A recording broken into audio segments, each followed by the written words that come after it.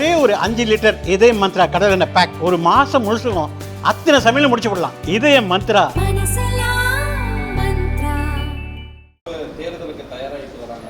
நாம் தமிழர் தடவை என்ன மாதிரியான வேகத்தில் போட்டு போடுங்க? ஏன்னா பலம் வாய்ந்த கூட்டணி ஒரு பக்கம் திமுக கூட்டணி இருக்காங்க, அதிமுகவும் மிகப்பெரிய கூட்டணி அமைப்புன்னு பேசிட்டு இருக்காங்க. நாம் தமிழர் கட்சி எப்படி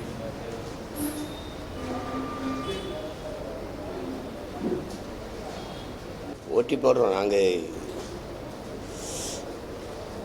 பெரிய கூட்டணி எங்கள் கூட்டணி தான். நாங்கள் தான் மக்களுக்காக மக்களிடமிருந்து வந்த பிள்ளைகள். முழுக்க முழுக்க மக்களை நம்பி 234 தொகுதியிலையும் போட்டி போடுற கட்சி எதுவோ அதுதானே பெரிய கட்சி. தம்பி மக்கள் கூட்டத்தில் நிற்கிற ஒருவருக்கு வீரமோ துணிவோ தேவையில்லை. தனிச்சு நிற்கிறதுக்கு தான் வீரமும் துணிவும் தேவைப்படுது. நாங்கள் பெரிய வீரனுடைய பிள்ளைகள், அதனால் வீர பரம்பரையில் வந்த பிள்ளைகள், அதனால் தனித்து நிற்கிறோம். உயர்ந்த தத்துவத்தோடு நிற்கிறோம், தனித்துவத்தோடு நிற்கிறோம். அதனால் இதில் ரொம்ப நம்பிக்கையோடும் ஒரு உற்சாகத்தோடும் களத்தில் நிற்கிறோம்.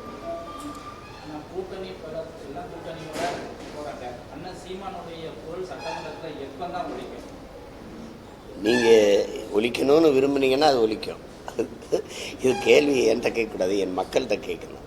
மக்கள் மன்றத்தில் பேசுகிறதுக்கே பல சிக்கல்கள் இருக்குது. சட்டமன்றத்துக்கு போனவர்கள் மக்களுக்காக ஒலித்த குரல்களை சொல்லுங்கள்.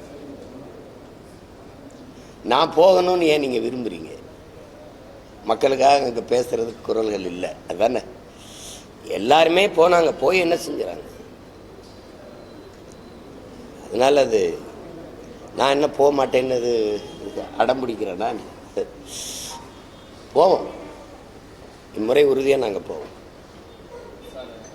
இந்த தமிழ் மொழி குறித்த விவகாரத்தில் கர்நாடக திரைப்பட சங்கம் வர்த்தக சபையெல்லாம் என்ன சொல்கிறாங்கன்னா 24 மணி நேரத்துக்குள்ளே மன்னிப்பு கேட்கறாட்டி அந்த படமே வர முடியாதுன்னு நேற்று சொன்னாங்க. உங்கள் ஊரில் ஓடாது அவ்வளோதானே, படமே வராதுன்னு இப்படி உலகம் பூரா ஓட போகுது.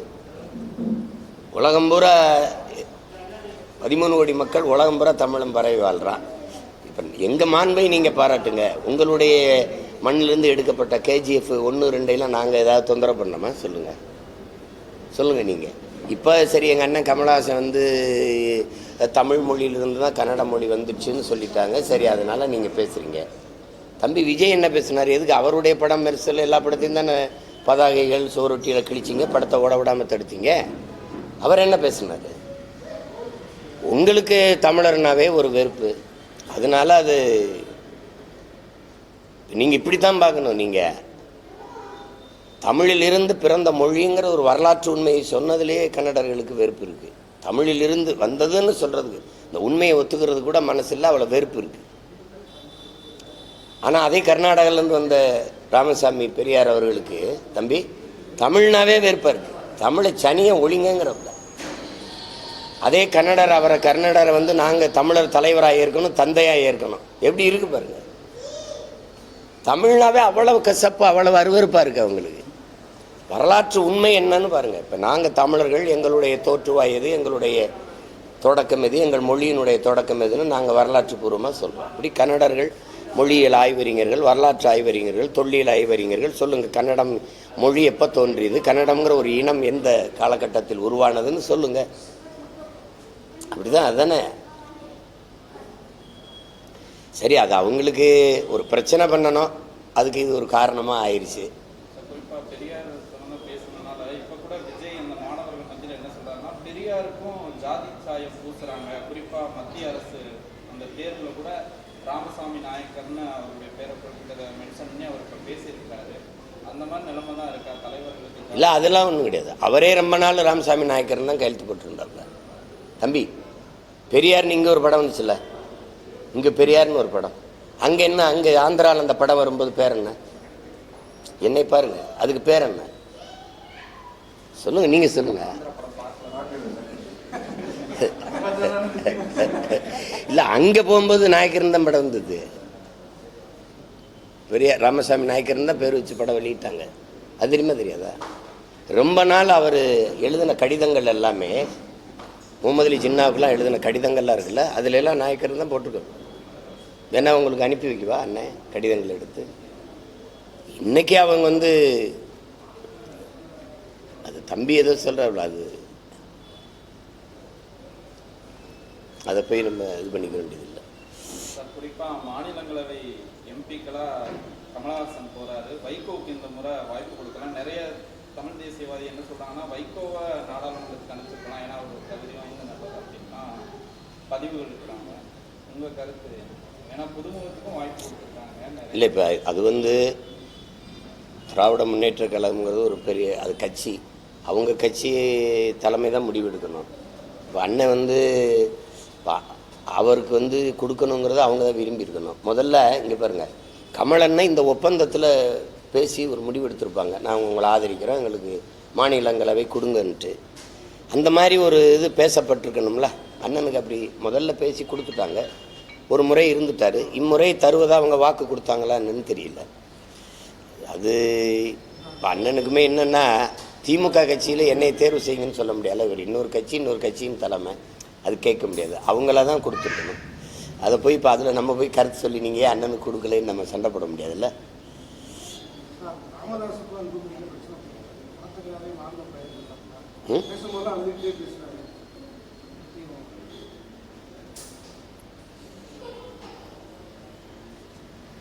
அதை பார்க்கும்போது காயமாக தான் இருக்குது, கஷ்டமாக இருக்குது. அதை இப்போ எங்கள் ஐயா இவ்வளோ தூரம் காயம்பட்டிருக்காங்களே நினைக்கும்போது, நாங்கள்லாம் ஒரு அருகில் இருந்து வளர்ந்த பிள்ளைகள். அது ஒரு தகப்பன் போல் நாங்கள்லாம் அன்பு வச்சு மதிப்பு வச்சு நேசித்த ஒரு பெரிய தலைவர். தனிப்பட்ட முறையில் எம்எல்ஏலாம் ரொம்ப பேரன்பு வச்சு இருந்த ஒரு தலைவர். அவர் ஐயாவுக்கு இவ்வளோ தூரம் வருத்தம் இருக்குங்கிறத அவர் பதிவு பண்ணும்போது தெரியுது. இப்போ இதில் வந்து இதை ஒரு இதாக்கி பிரச்சனையாக்கி பேசிக்கிட்டே இருக்க வேண்டியதில்லை. அந்த காயங்கள் நான் வந்து நம்புகிறேன், அது உறுதியாக ஆறிடும் தான் நினைக்கிறேன். அது காயங்கள் ஆறணும், அது ஆறிடும். கொஞ்ச நாள் விட்டால் அது சரியாயிடும் அப்படின்னு நான் உறுதியாக நம்புகிறேன். கொஞ்ச நாள் விட்டால் சரியாயிடும். இரண்டாம் கட்ட மூன்றாம் கட்ட விவகாரங்கள் வந்து ஆறுன காயங்கள். இது மேலே தலைமை நிறுவனரும் தலைவரும் ஏற்பட்ட முறைன்னா இது என்ன இருக்குது? எங்கள் ஐயாவே சொல்கிறார்ல, தலைவரை அறிவிக்கும் போது ஆற தழுவுனே கட்டி பிடித்தேன், கண்ணீர் வடித்தேன். ஒரு அந்த அதே பாசப்பிணைப்பு நெகிழ்ச்சி வந்து சின்ன சின்ன மன வருத்தங்களை தந்திருக்குது. அதை ரெண்டு பேரும் அருகே உட்காந்து பேசி தீர்க்கிற சூழல் இல்லாதனால அது பொது வெளியில் ஐயா பேச வேண்டியது வந்துடுச்சு. அது இப்போ அவர் மனசுக்குள்ள இருந்ததை சொல்லிட்டாரு, அந்த காயம் வடிஞ்சிருச்சு, அது ஆறிட்டோம். அதை போய் நீங்கள் இதுவால் நான் கேட்குறது, இப்போ எங்கள் ஐயா வந்து சொன்னதுனால சின்னையா பற்றி சொல்கிறாரு, இந்த மாதிரி சொல்கிறார். அதனால இந்த நாட்டுக்கு மக்களுக்கு ஒரு பெரிய பிரச்சனை, பின்னடைவு, இதனால தான் விலைவாசி ஏறிடுச்சு, இதனால தான் மின் கட்டணம் உயர்ந்துருச்சு, சொத்து வரி உயர்ந்துருச்சுன்னு சொன்னீங்கன்னா பேசலாம். அது ஒரு சின்ன கட்சிக்குள்ளே இருக்கிற ஒரு சின்ன முரண். அது சரியாயிரும், அது சரியாகணும்.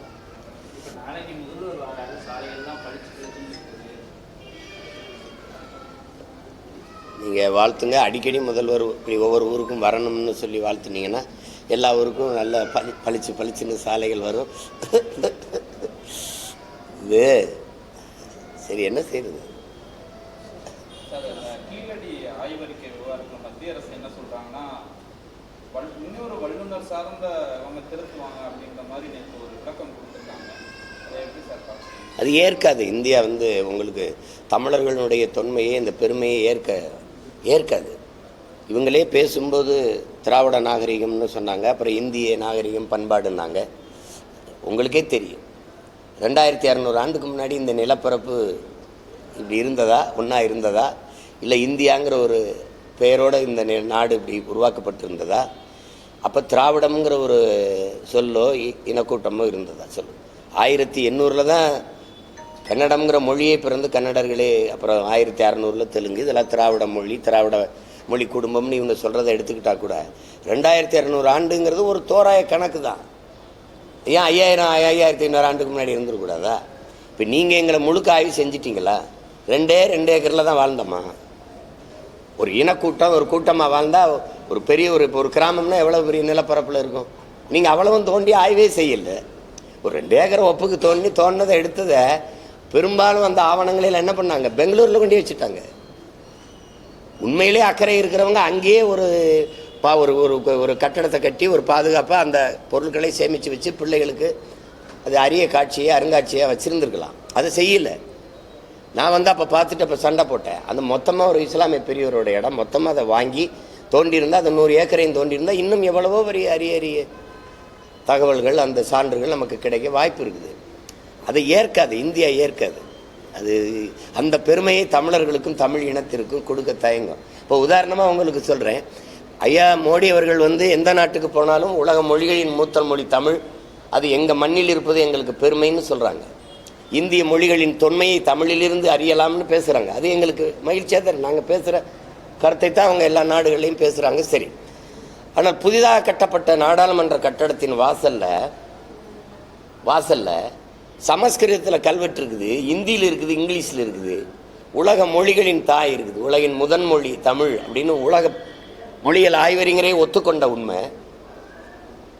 அந்த மொழிக்கான அங்கீகாரம் என்ன இருக்குது, மதிப்பு என்ன இருக்குது? ஏன் அது தமிழில் ஒரு கல்வெட்டு இல்லை? அதில் இத்தனை நாடாளுமன்ற உறுப்பினர்கள் போகிறாங்க. 39 இருந்தாங்க, இப்போ 40 இருக்கிறாங்க. ஏன் அதை பற்றி பேசலை? இந்தியாவில் இருக்கிற 22 மொழிகளையும் கல்வெட்டு வச்சா என்ன இடிஞ்சிருமா கட்டடம்?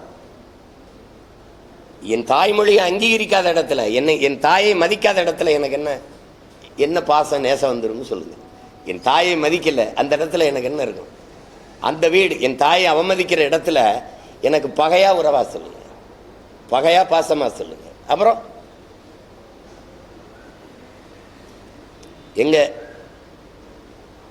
எங்க புரட்சி பாவலர் என்ன எங்கள் கற்பிக்கிறார்? தாயை பழித்தவனை யார் தடுத்தாலும் விடாத, தமிழை பழித்தவனை தாயே தடுத்தாலும் விடாதறாங்கிறார். வேணாம்பான்னு விடான தாயை தடுத்தாலும் விடாதேங்கிறார். எங்களுக்கு எல்லாமே எங்க மொழி தான். எங்களுக்கு மட்டும் இல்லை, உலகம் முழுமைக்கும் இருக்க ஒவ்வொரு தேசிய இனத்திற்கும் அதுதான். மொழிதான் முகம், முகவரி, அடையாளம், கலை, இலக்கியம், பண்பாடு, வரலாறு, அறிவியல், புவியியல், வாழ்வியல் எல்லாமே தான்.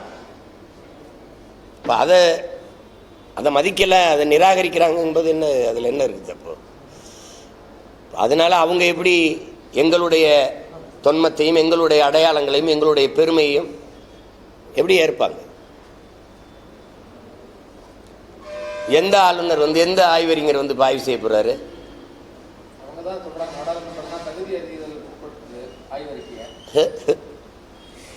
சரி, அதுக்கு எங்க ஆளுங்க 40 பேர்ல அவங்களுடைய கருத்து என்ன? அதுக்கு போடுற எழுப்பு குரல், அதுக்கான இது என்ன?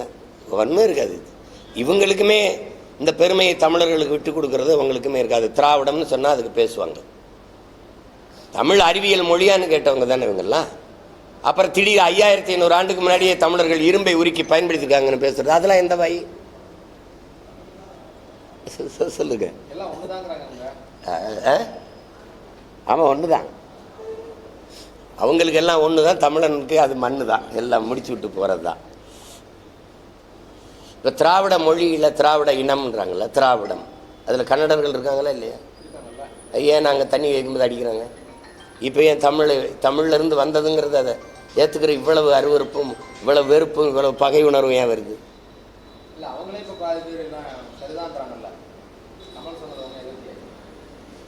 அந்த எதிர்ப்பை ஏன் வருது?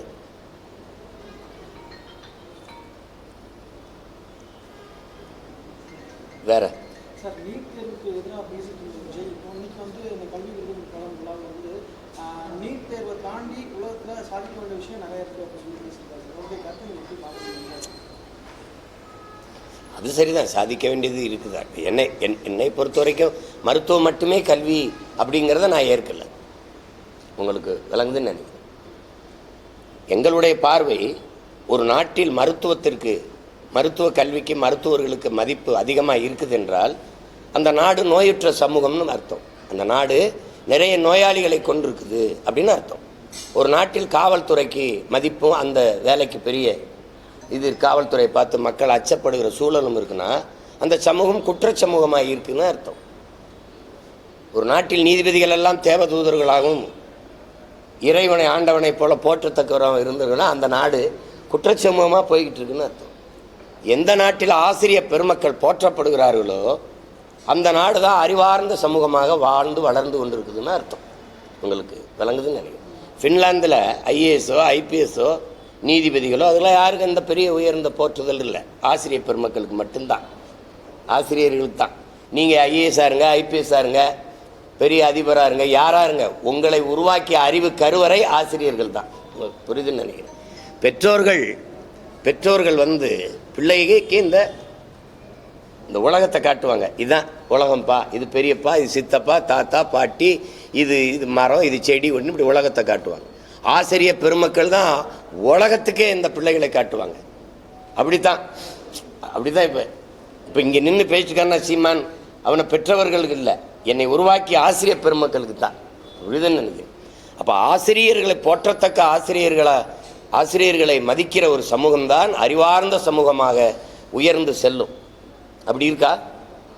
பணி நிரந்தரம் பண்ணுங்கன்னு வீதியில் வந்து 14,000 பேர் போராடிட்டு இருக்கான். ஆசிரியர் வீதிக்கு வந்துட்டான். அப்புறம் கற்பிக்கிற ஆசிரியர் வீதியில் நின்றுட்டு இருக்கான். அப்போ அந்த அளவுக்கு சமூகம் வந்து என்ன இருக்குது? படிப்பகத்தில் கூட்டம் அதிகம் இருக்கா, குடிப்பகத்தில் கூட்டம் அதிகமாக இருக்கான்னு சொல்லுங்கள். நீங்கள் சொல்லுங்கள். இப்போ 100 கோடிக்கு நூலகம் கட்டினீங்க, போமா எல்லோரும் கருவி எடுத்துக்கிட்டு எத்தனை ஆயிரம் பேர் உட்காந்து படிக்கிறாங்க. டாஸ்மார்க்கு அப்படியே போவோம், எத்தனை ஆயிரம் பேர் குடிக்கிறாங்கன்னு பார்ப்போமா? சமூகத்தை எதை நோக்கி நகர்த்துறோன்னு இருக்குல்ல. சாராய கடையை வீதிபுறம் திறந்து வச்சுக்கிட்டு சட்டம் ஒழுங்குன்னு பேசுறது எவ்வளவு வேடிக்கையானதுங்கிறத நீங்கள் கேள்வி எழுப்பி பார்க்கணும். அதனால தம்பி சொல்றதில்ல, நீட்டுங்கிறது இருக்குது. அதை எல்லா தமிழ்நாடு மட்டும்தான் எதிர்ப்புணர்வை காட்டுது. மற்ற எல்லா மாநில முதல்வர்களோடும் பேசி கலந்து, இப்போ அனைத்து கட்சி கூட்டத்தை முதல்வர் ஒரு இதெல்லாம் கூட்டினாங்களோ அது மாதிரி கூட்டி பேசி, இது உழைக்கும் அடித்தட்டு மக்கள் பல 100 ஆண்டுகளாக கல்வி மறுக்கப்பட்ட, புறக்கணிக்கப்பட்ட, பிற்படுத்தப்பட்ட, ஒடுக்கப்பட்ட சமூகங்களிலிருந்து வர்ற பிள்ளைகளுக்கு இந்த மருத்துவ படிப்புங்கிறதே ஒரு பெருங்கனவாயிருது. மருத்துவம் மட்டும் இல்லை, எதுவுமே எந்த நாட்டில் இல்லாத கொடுமை என் நாட்டில் தான் ஒரு விரும்பிய கல்வியை கற்கிறது அவ்வளவு கொடுமையாகவும் கடினமாகவும் இருக்குது. இங்கே தான் நீங்கள் விரும்பியதை படிக்கவே முடியாது. பிள்ளைகள் விரும்பி கற்கிற கல்வியை கொடுக்க வேண்டியது அரசின் முதன்மையான கடமை. அதை கொடுக்க மறுப்பது பெரிய கொடுமை. அதை தொடர்ந்து செஞ்சுக்கிட்டு இருக்கு இந்த அரசு. அதனால தம்பி சொல்றது சரிதான். அதுக்காக நீட்டில் எழுதி மருத்துவர் ஆக முடியுங்கிறதுக்காக உயிரை மாய்த்து கொள்ளுகிறதெல்லாம் ரொம்ப மன வலியை தருது. நம்ம பிள்ளைகள் அதுக்கு நம்ம துணிவும் வரணும். சரி வரல விடுவோம், அடுத்த முறை எழுதுவோம் அப்படிங்கிற ஒரு துணிவு வரணும். பிள்ளைங்க வந்து பாருங்கள், மனமுதிர்ச்சி ஏற்று இந்த தோற்று போயிடுவோமோங்கிற அச்சத்திலே தற்கொலை செஞ்சு கொள்வது அது ரொம்ப கஷ்டமாக இருக்குதுல்ல. அவங்க தற்கொலையை ஏற்றுக்கூடாது, ஆனால் நீட்டு தவிர்த்து வேற இருக்கு, நீட் மட்டும் படிப்பில்லைன்னு சொல்றது. அதை தான் நானும் சொல்கிறேன். அதை தான் நானும் சொல்கிறேன். இப்போ நீட்டு தனியாக பயிற்சி பள்ளிகளை கொண்டு வந்து, பயிற்சி பயிலகங்களை கொண்டு வந்து பல ஆயிரம் கோடி சம்பாதிக்கிறதுக்கு உதவுதே ஒழிய முதலாளிகளுக்கு நீட்டு பயிற்சிங்கிற பேரில், அந்த தேர்வுக்கு பயிற்சிங்கிற பேரில் வேற என்ன செய்யுது? சார், இந்த தடவை சட்டமன்ற தேர்தல் ரெடி ஆகிட்டு இருக்கீங்க. விஜய் எதிர்த்து நீங்க நிற்கிறதுக்கான வாய்ப்புகள் இருக்கா சார்? களமிறங்க நாங்கள் என்ன இல்லை, நாங்கள் 2 பேரும் என்ன பகையா? அண்ணன் தம்பி தான் நாங்கள் 2 பேரும். அவரை எதிர்த்து போடுறதுக்காக நாங்கள் கட்சி ஆரம்பிச்சு வேலை செய்கிறேன்னு நினைக்கிறீங்க? அவரை எதிர்க்க வேண்டிய சூழல் வந்துருச்சு சார். ஜனநாயக போட்டின்னு ஒன்று இருக்குல்ல, தனிப்பட்ட போட்டி இல்லை. நான் கேட்குறது உங்களுக்கு, விஜய் வருவார் கட்சி ஆரம்பிக்கிறதுக்கு தான் நான் கட்சி ஆரம்பித்து 15 வருஷமாக போராட்டி இருக்கிறேன். இந்த கேள்வியே தப்பு, அது சும்மா அதில் சார். அதிகார பலம், பணபலம் இவங்களுக்கு மத்தியில் நீங்கள் பேச்சு மட்டுமே மூலதனமாக வச்சு பேசிக்கிறீங்க. உங்களை நம்பி போட்டியிடுற தம்பிகள் சோர்ந்து போக மாட்டாங்களா? சோர்ந்து போக மாட்டாங்க. எத்தனை தடவை சொல்கிறது? சோர்ந்து போகிற கூட்டம் மாதிரியா இருக்குது? சோர்ந்து போகிற கூட்டம் மாதிரி இருக்குதா? இப்போ மே 18க்கு ஒரு கூட்டம் தான். அது எல்லா ஊடகங்களும் மாநாடு நீங்கள் வெறும் கூட்டம் தான். ஒரு இன எழுச்சி கூட்டம். எங்கள் இனம் கொல்லப்பட்ட நாளில் ஒரு கூட்டம். எத்தனை ஆயிரம் பேர் கூட்டினாங்க. ₹1 நாங்கள் காசு கொடுக்கல. அவங்களே பேருந்து பிடிச்சி, அவங்களே வாகனங்களை வச்சு எங்கள் பிள்ளைகள் வந்து கூட்டினாங்க. சோர்ற கூட்டம் அது. 5வது முறையும் இத்தனை 4 முறை பொது தேர்தலில் தோற்றுருக்கேன், உள்ளாட்சியில் தோற்றுருக்கோம். கேளுங்க, இடைத்தேர்தல் எல்லாம் போட்டிகிட்டு இருக்கோம். தோல்வி கண்டு அஞ்சிருக்காங்க. அதிமுக போட்டியிடாமல் விலகி இருக்குது இடைத்தேர்தலில். ஆளுங்கட்சி அதிமுக ஆளும்போது திமுக இடைத்தேர்தலில் போட்டியிடாமல் விலகி இருக்குது. ஆனால் நாங்கள் எந்த இதுவும் இல்லாத சின்ன பசங்க தான் ஏதாவது ஒரு இடைத்தேர்தலில் போட்டியிடாமல் விலகி இருக்கமா? பற்றியில் போட்டியிடுவோம். இம்முறையும் தனித்து உலக அரசியல் வரலாறுலேயே இவ்வளவு தோல்விகளை சந்தித்த பிறகு மறுபடியும் 5வது முறை துணிந்து ஒரு அரசியல் இயக்கம் போட்டியிடுது அப்படின்னா அது நாம் தமிழர் கட்சியாக மட்டும்தான் இருக்கும். காரணம் என்னன்னு கேளுங்க, எங்களை கேளுங்க. எங்களுக்கு இருக்கிறது சோற்று பசி இல்லை, சுதந்திர பசி. வயிற்று பசி இல்லை, என் மீன வரலாற்றின் பசி.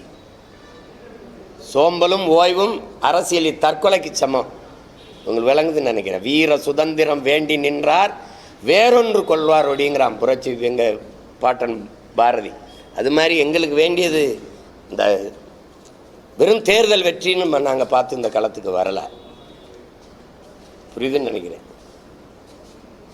அடுத்த வருஷம் தேர்தலில் வண்டியாக பணத்தை கொட்ட போகிறாங்க, உங்களுடைய ஜனநாயக கடமையை சரியாக செய்யணும் அப்படின்னு சொல்லிட்டு விஜய் சொல்கிறாரு. அது சொல்கிறது சரிதானே. இப்போ போராடி பெற்ற சுதந்திரம், பெற்ற மாண்புமிக்க ஜனநாயகம் அது கேடுகட்ட பணநாயகமாக மாற்றி நிறுத்தப்பட்டிருக்குங்கிறதுல அந்த வேதனையும் வலியும் இருக்கிற எல்லாருடைய மொழியும் தான் அது. அப்போ பணம் மட்டுமே தேர்தலில் வெற்றியை தீர்மானிக்கும்னா அங்கே மக்களுக்கான அதிகாரம் கட்டமைக்கப்படாது. பெரும் பெரும் முதலாளிகளுக்கான அதிகாரங்கள் தான் கட்டமைக்கப்படும், உருவாகும். அது ஒரு முதலீடாயிரும். ஒரு தேர்தலில் 50 கோடி செலவழித்தால் இந்த தொகுதியை வாங்கிடலாம். இப்போ மேலூர் அல்லது சோழவந்தான் அல்லது மதுரை மேற்கு கிழக்கு இப்படிலாம் ஒரு தொகுதினா இதுக்கு எவ்வளவு, சரி ஒரு வாக்குக்கு 1000, 50 கோடி செலவு பண்ணால் வென்றலாம்னா அது வாங்கிறது. அது முதலீடை போட்டு ஒரு தொழில் செய்வது மாதிரி ஆயிடுச்சுன்னா அங்கே லாப தேவை தான் இருக்கும், மக்கள் சேவை இருக்காது. அப்புறம் எனக்கு சாலை வரலை, எனக்கு மின்சாரம் சரியாக வரலை, மின்கட்டணம் உயர்ந்துருச்சு, சொத்து வரி உயர்ந்துருச்சு, அரிசி பருப்பு விலை உயர்ந்துருச்சு, ஒரு பால் விலை கூடிருச்சு, லிட்டருக்கு 6 ரூபாய் உயர்ந்துருச்சு, இதெல்லாம் பேசுகிறது அர்த்தமற்றதாயிரும். அப்புறம் நாடு சரியில்லை, அப்புறம் தலைவர் சரியில்லை, அந்த கட்சி ஆட்சி சரியில்லை, இந்த கட்சி ஆட்சி சரியில்லைன்னா ஒரு ஒரு ஒரு தவறானவன், ஒரு அநீதி இழைக்கக்கூடியவன், சரியான ஆட்சியாளன் இல்லாத ஒருவன் அங்கே ஆட்சிக்கு வர்றான்னா அதுக்கு காரணம் அவனை தேர்வு செஞ்ச மக்களும் பொறுப்பேற்கணும். இப்போ திமுக ஆட்சியை ஒழிக்கணும்னு எல்லாம் பேசுகிறாங்கன்னா அந்த ஆட்சியை தேர்வு செய்த மக்களும் அதுக்கு பொறுப்பேற்கணும். மக்கள் மீதும் அந்த அந்த தவறு, அந்த குற்றம் படுகிறது, அதுவும் படர்கிறது. அதை புரிஞ்சுக்கணும். அதை தான் அவர் சொல்ல வர்றாரு. அந்த விழிப்புணர்வு இருக்கணும். விடுதலையின் முதல் படியே விழிப்புணர்வு தான். அப்போ நீங்கள் சிந்திக்க திறன் இருக்குது. உலக அரசியலை உள்ளங்கையில் வச்சு பார்க்குறீங்க. எது சரி, எது தவறு, எந்த தலைவன் நாட்டை ஆண்டால் நாடு நன்றாக இருக்கும், அதெல்லாம் அது ஆய்ந்து தெளிந்து முடிவெடுத்து வாக்கு செலுத்தணும். வாக்கு என்பது 1500க்கு விற்கிற ஒரு பண்டம் அல்ல. அது ஜனநாயகத்தை ஏற்றுக்கொண்ட, மக்களாட்சி ஏற்றுக்கொண்ட ஒரு நாட்டில் மக்களுக்கு இருக்கிற வலிமைமிக்க ஆயுதம். அது ஒரு கருவி, அது ஒரு உரிமை. அதை தான் அண்ணல் அம்பேத்கர் நமக்கு கற்பிக்கும் போது மதிப்புமிக்க நம் உரிமைகளை சில ரொட்டி துண்டுகளுக்காக விற்பது அவமானகரமானதுங்கிறார். எங்களுடைய தாத்தா தெய்வத்திருமன் முத்துராமலிங்க தேவர் வாக்குக்கு காசு கொடுப்பவன் பாவி, அந்த காசை வாங்கி கொண்டு வாக்கு செலுத்துபவன் தேசத்துரோகிங்கிறார். இந்த தேசத்துரோக குற்றத்தை என் மக்கள் எவ்வளோ காலத்துக்கு செய்து கொண்டு இருக்க முடியும்னு பாருங்கள். பேரறிஞர் அண்ணா நமக்கு என்ன கற்பிக்கிறாரு? தங்கத்தை யாராவது தவிட்டுக்கு விற்பானாங்கிறவர். அந்த அவர் பேரை சொல்லி கட்சி நடத்துகிறவர்கள் தான் தங்கத்தை தவிட்டுக்கு 60 ஆண்டுகளுக்கு மேலே வாங்கிக்கிட்டே இருக்கிறாங்க. அதில் தான் அவர் சொல்கிறார், ஜனநாயக கடமைங்கிறது வரிசையில் நின்று காசை வாங்கிட்டு வாக்கு செலுத்துறது அல்ல. சின்னங்களை பார்த்து வாக்கு செலுத்துகிற முறை மாறி, நல்ல எண்ணங்களை, தனி மனித அபிமானங்கள் கொண்டு வாக்கு செலுத்துகிற முறை மாறி, உயர்ந்த தத்துவங்களை பார்த்து அது எது சரி தவறுன்னு ஆய்ந்து தெளிந்து வாக்கு செலுத்துகிற முறை உருவாகணும். அப்போ தான் இந்த நாடு நாடாக இருக்கும். இல்லைன்னா அறிவை வளர்க்கும் கல்வி, உயிரை காக்கும் மருத்துவம், உலக உயிர்களின் உயிர் ஆகாரமாக இருக்கிற, உயிர் தேவையாக இருக்கிற நீர், இது மூன்றும் இந்த நாட்டில் மிக உயர்ந்த விற்பனை பண்டமாக, சந்தை பொருளாக மாறியிருக்கு. அப்படின்னா இது நாடு இல்லை, சுடுகாடு என்று அர்த்தம். சுடுகாடு என்று பொருள். எனக்கு தாகமாக இருக்குது, தாகம்னா ஒரு போத்தலில் தண்ணியை கொடுத்துட்றீங்க, கடையில் வாங்கிக்கிறேன், அக்கோபலோ கிண்லே மினரல் இப்படிலாம் இருக்குது, அப்போலோன்னு விற்கிது. உலக உயிர்கள், பல கோடிக்கணக்கான உயிர்களின் உடைமை இந்த பூமி. ஆடு, மாடு, நாய், நரி, கோழி, கொக்கு, குருவி, பூச்சி, வண்டு, மான், மயில், யானை, புலி, சிங்கங்கரடி, இந்த புல் பூண்டு மரங்கள்லாம் எங்கே போகும்? ஒரு கேள்வி தானே. நான் 1000 அடி ஆழ்குழாயை போட்டு தண்ணீரை உறிஞ்சிடுறேன். இந்த மரம் எத்தனை அடிக்கு வேற கீழே பரப்ப முடியும்? பூமியில் இருக்க தண்ணியை நான் உறிஞ்சிடுறேன். அந்த புல்லும் பூண்டு, இந்த செடி, இந்த மரமும் எவ்வளவு ஆழத்துக்கு வேற உள்ளே எழுப்பி தண்ணியை உறிஞ்ச முடியும்? தண்ணியை தான் நான் உறிஞ்சிட்டு வந்துடுறேன். அப்போ எந்த உயிரினத்தை பற்றியும் கவலைப்படாத ஒரு கூட்டம் அது இந்த மனித பதர்களாகத்தான் இருக்கும், கடைசியாக வந்த மனித மிருகங்களாக தான் இருக்கும். உலகில் இத்தனை உயிர்களால் அந்த பூமிக்கு ஒரு சின்ன அழிவோ பாதிப்போ கிடையாது, மனிதர்களால் தான். சார் இப்போ உங்களுடைய வாக்குகள் அப்படிங்கிறது நீங்கள் 5 தேர்தல்களில் அரசு எதிர்ப்பு வாக்குகள் வேணான்னு நினைக்கிறவங்க உங்களுக்கு வாக்கு செலுத்துறாங்க, அல்லது ஒரு பொது நடுநிலை சமூகமோ இளைஞர்களோ வாக்கு செலுத்துறாங்கன்னு நிலை இருந்துச்சு அப்படின்னா, இப்போ அந்த வாக்குகளை விஜய் சிதறடிக்கிறதுக்கு பெறுவதற்கு வாய்ப்புகள் இருக்குல்ல?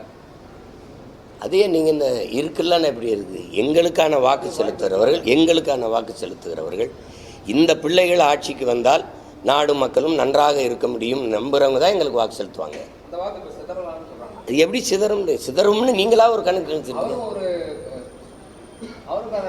ஏங்க அவர் வந்தால் நன்றாக இருக்கும்னு நினைக்கிறவங்க அவங்களுக்கு செலுத்துவாங்க, நாங்கள் வந்தால் நன்றாக இருக்கும்னு எங்களுக்கு செலுத்துவாங்க. நீங்கள் சொல்லுவீங்க அதிமுக ஆட்சியில் இருக்கிறவங்க வாக்கை தான் பிரிக்கிறாங்க அப்படின்னு. இன்னும் நீங்கள் ஏதோ கூரை விடும் போய் கூரையை பிரிச்சுட்டு வர மாதிரியே ஓட்ட பிரிக்கிறாருன்னே பிரிச்சுருக்கீங்க. உங்களுக்கு என்ன, என் வாக்கு குறைஞ்சு நான் தோற்று போகணும் அப்படியா? பின்ன என்ன சரி, தேர்தலில் வாக்கு எண்ணும்போது என் வாக்கு குறையாமல் இருந்துச்சுன்னா நீங்கள் என்கிட்ட வந்து நேரில் போயிடலாம். உனக்கு பிரச்சனை என்ன பிரச்சனை உனக்கு? அது என்ன குறையும் இல்லை, என்ன குடுகுடுப்புக்காரனா நீ ஜோசியக்காரனா? என்னைக்கு என் வாக்கு உயரும்னு எவன் சொல்லியிருக்கான் அந்த நாட்டில்? இருங்க, ஒரு விவாதத்தில் ஒரு ஆய்வறிஞன் ஒரு ஊடகம் சீமான் 1.1 4.5 லட்சம் வாக்கு வாங்கும்போது அவர் 36 லட்சம் வாக்கு வருவார்னு யாராவது சொன்னீங்களா? 17 லட்சம் இருக்கும்போது 30 வரும்னு சொன்னீங்களா? அப்புறம் என்ன காம்படிஷன்? எனக்கு உலகத்திலே எவன் காம்படிஷன் கிடையாது, எனக்கு கிடையாது. என் தத்துவத்துக்கு போட்டியாக இனி ஒரு தலைவன் பிறந்து தான் வரணும், புரியுதா? எங்களுக்கு என்னுடைய தத்துவம் தமிழர், நிலம், வளம், இனம், அதனுடைய மானம், அதனுடைய எதிர்கால பாதுகாப்பான நல்வாழ்வு. அதானே மலையை வெட்டாத அது பூமி தாயின் மார்புன்னு சொல்கிற ஒரு தலைவனை சார். ஆற்று மணல் அல்லாத அது மனித உடலுக்கு தோல் போல ஆற்றுக்கு மணல், அது அல்லாத 6 செத்து போயிடும்னு பேசுகிற இந்தியாவில் ஒரு தலைமையே சொல்லு. அப்புறம் என் தத்துவத்துக்கு இதுக்கு தானே எனக்கு ஓட்டு போடுவான். இப்போ நான் இவ்வளோ நேரம் பேசுகிறேன், பூச்சி வண்டுக்கெல்லாம் தண்ணிக்கு எங்கே போகும்னு, அதை இந்த நாட்டில் இந்த தலைமையாவது பேசுதா? அப்புறம் அதை பிரித்து போடுவார் அப்படின்னா நாங்கள் என்ன அண்ணன் தம்பி பங்காளி சண்டையில் அது சொத்தை பிரிக்கிற மாதிரி பிரிச்சுக்கிறீங்க? எனக்கு நீ ஓட்டு போடலைன்னா போட விருப்பம் இல்லைன்னா போ. அது உங்கள் வாக்கு அது அப்படின்னு காற்றடிக்கும் திசையிலெல்லாம் பறந்து போகிற பதர்கள் அல்ல எனக்கு வாக்கு செலுத்துகிறவர்கள். புயலே அடித்தாலும் நகராமல் அதே இடத்தில் இருக்க வீரியமிக்க நெல்மணிகள் தான் என்னை தேடி எங்கள் பிள்ளைகளை தேடி வாக்கு செலுத்துவார்கள். அப்படி இன்னும் இன உணர்வும் மான உணர்வும் கெட்டு போகாத தன்மானமிக்க தமிழ் மக்கள், தமிழ் மக்கள், மரத்தமிழ் மக்கள் பெருங்கூட்டம் இங்கே இருக்குது. இல்லைன்னா இவ்வளவு பணமழையில் இந்தியாவை யார் ஆள்றதுங்கிற தேர்தலில் புதிதாக ஒரு சின்ன கடைசி நேரத்தில் ஒளி வாங்கி மைக் எனக்கு கொடுத்து புதிய பிள்ளைகள் 8வது பெட்டியில் என் சின்னம் இருந்தது. அதில் 36 லட்சம் பேர் என்னை தேடி வாக்கு செலுத்துக்காங்க. இந்தியாவை யார் ஆள்றதுன்னா இவ்வளவு பணமழையில் இவ்வளவு காசு, இவ்வளவு சாராயம், பணம், சாப்பாடு, இதில் அப்போ இருக்கிறான்ல தமிழ் மக்கள் இன்னும் தன்மானத்தோடு இனமானத்தோடு இருக்கிறான்ல. அப்புறம் அந்த கூட்டம் பெருகுமே ஒழிய குறையாது. நயினார் நாகேந்திரன் அடிக்கடி என்ன சொல்றாருன்னா, திமுகவை எதிர்த்து எல்லா கட்சிகளும் ஒன்றிணையணும், அதனால எல்லாரும் நம்ம கூட்டணிக்கு வாங்க அப்படின்ற மாதிரி பேசுறாரு. குறிப்பா எல்லாரையும் தான் சொல்றாரு, அது தாவை கருதியா இருக்கட்டும். இதே தான் நான் உங்களுக்கு சொல்றேன். இதே தான் திமுகவை எதிர்க்க பாரதிய ஜனதா கட்சியினுடைய மாநில தலைவர் மதிப்புமிக்க எங்கள் மாமா நயினார் நாகேந்திரன் சொல்கிறாங்க அந்த கருத்தை. அதே தான் திமுகவின் தலைமை சொல்லுது. பாரதிய ஜனதாவை எதிர்க்கணும், அது பாசிச கட்சி, ஆட்சி செய்கிற ஒரு கட்சி, அது மதவாத கட்சி, அதை வீழ்த்துறதுக்கு நாமெல்லாம் ஒன்று சேரணுங்கிறாங்க. இப்போ நான் எந்த பக்கம் சேரலாம்ன்றீங்க? புரியுதா? ஒன்றா நின்று திமுக வீழ்த்துவோங்கிறாங்க. நான் என்ன முடிவு எடுத்தேன்? ஒன்றா நின்று வீழ்த்துறேங்கிறேன். எப்படி புரிஞ்சிருச்சுன்னு நினைக்கிறேன். அவ்வளோதான். நல்லதே செய்யணும்னு நினைக்கிற சீமான் அண்ணன் ஏன் கூட்டணியில் அமைச்சு அதிகாரத்துக்கு வந்து நல்லது செய்யக்கூடாது? நீங்கள் கொள்கை நல்லது செய்யணுங்கிற கொள்கை இருக்கிற கட்சி சொல்லுங்கள், போய் சேர்ந்துக்கிறேன். நான் தான் முடிவு, நீங்கள் தானே கேள்வி கேட்குறீங்க. இந்த கட்சி நல்ல கொள்கையை வச்சுருக்கு போங்க இப்படி சொல்லுங்கள்.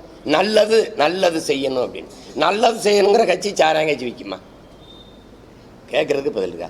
நல்லது செய்கிற கட்சி மலையை குவாரி ஆக்குமா? க்ரஷர் போடுமா? க்ரஷர் கல் குவாரி விற்குமா? ஏங்க மரத்தை வெட்டிட்டீங்கன்னா நான் நட்டு வச்சுட்டு செத்து போகலாம், தண்ணியை உறிஞ்சி வச்சுன்னா தேக்கி வச்சுட்டு செத்து போகலாம். மலையை மணலை நீங்கள் என்ன பண்ணுவீங்க? தம்பி சொல்ற அதை போய் என் தம்பி வந்தாருன்னு இப்படி பேசினாருன்னா கேளுங்க, நீங்கள் உங்கள் அண்ணன் கூட போய் சேருவீங்களான்னு. ஏங்க நான் எவ்வளவு காலமாக ஒரு உறுதியான நிலைப்பாடு எடுத்து கொள்கையோட போயிட்டீங்க. என்னையை கொலை செஞ்சு புதைக்கிறதுல உங்களுக்கு ஏன் இவ்வளவு ஆர்வம் இருக்குது? என்னை ஒருத்தனையாவது விட்டு விட மாட்டீங்களா? இந்த கோயிலுக்கு நேர்ந்து விட்ட மாடு மாதிரியாவது என்னை விட்டு தொலைங்களேன். என்னையும் போய் அதுக்குள்ள போ என்ன கூட்டணி வையுங்கிறது. நானும் தம்பி விஜயும் சேர்ற மாதிரி இருக்குதுன்னு தனியாக நிற்கிறதானே உங்கள் பலம். நீங்கள் எதுக்கு இப்போ கூட்டணிக்கு புரிய? என்னதாப்பா உங்கள் பிரச்சனை? நான் தனியாக நிற்கிறேன்னா தனியாக எத்தனை நாளைக்கு நிற்பிய? கூட்டணிக்கு போங்கன்னு கூட்டணி வச்சுருக்கிறவங்ககிட்ட கேட்குறீங்களா? கூட்டணி வச்சா தான் வெல்ல முடியும்னு சொல்லணும். கொள்கை இல்லாமல் எப்படி வெல்ல முடியும்னு யார்ட்டையும் கேட்கல. இப்போ என்ன சொல்கிறீங்க? நான் தனியாக நிற்க போகிறேன்னு அறிவித்த பிறகு ஏதாவது கூட்டணி வைக்க மாட்டீங்களான்னு. சரி, இப்போ நான் கூட்டணி வைக்கிறேன்னு சொல்கிறேன். நாளைக்கு நீங்கள் என்னங்க நீங்கள் தனியாக தானே நின்னீங்க, அதானே உங்கள் பலம். ஏன் இப்போ கூட்டணி வைக்கிறீங்கன்னு கேட்பீங்க. அந்த கழுதையை சொல்லுவாங்களா, முன்னாடி போனால் கடிக்குது, பின்னாடி வந்தால் உதைக்குது, இப்போ நான் என்ன தாண்டா செய்கிறதுன்னு. அது மாதிரி எது செஞ்சாலும் நீங்கள் இப்படி கேட்டுக்கிட்டு இருந்தீங்கன்னா நான் என்ன பண்ணுறது? நான் தனித்து தான் போட்டிடுவேன். என்னுடைய தத்துவம் இங்கே பாருங்கள், நான் உங்களுக்கு பேசி கேட்டேன். இப்படி கூட்டத்தில் இருக்கும்போது எங்கள் தலைவன் பிரபாகரன் சொன்னது போலன்னு நான் சொன்னேன்னா இவங்க என் பக்கத்தில் இருப்பாங்களா ஓடி போவாங்களான்னு. இதில் எந்த தலைவர் படத்துக்கு பக்கத்தில் என் தலைவர் படத்தை போடுறது? போட்டால் இருப்பாங்களா இல்லை நீங்களே காட்டுவீங்களா? அப்போ சிக்கல் புரியுதா? அதனால் அது கடினம், அதை விட்டுருவோம். நன்றி, மகிழ்ச்சி.